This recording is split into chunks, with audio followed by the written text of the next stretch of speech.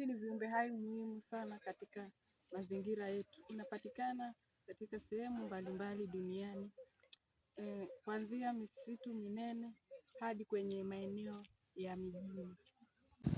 Katika Namaloko, wakazi wameona manufaa makubwa kutokana na kupanda miti. Kwanza, miti imeboresha mazingira kwa kutoa hewa safi na kupunguza joto kali linalosababishwa na ukame. Pia, mizizi ya miti husaidia kuzuia mmomonyoko wa udongo, jambo linalolinda mashamba yao dhidi ya kupoteza rutuba. Zaidi ya hayo, miti ya matunda imekuwa chanzo cha chakula na kipato.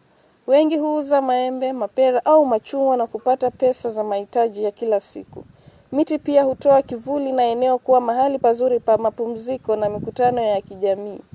Kupitia juhudi hizi, wakazi wa Namaloko wanaendelea kujenga jamii yenye afya, kijani na yenye matumaini kwa vizazi vijavyo. Mimi ni Cecilia kutoka Bungoma.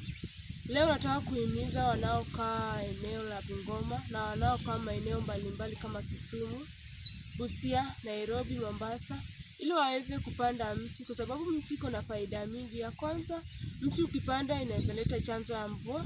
Ya pili, pia inaleta kivuli. Na pia inaleta hewa safi. Na pia inaweza kuletea, ukipanda mti kama mti wa maembe, unaweza pata matunda ambao unaweza jiburudisha na baada ya kula chakula chako cha mchana ama cha jioni. Asante.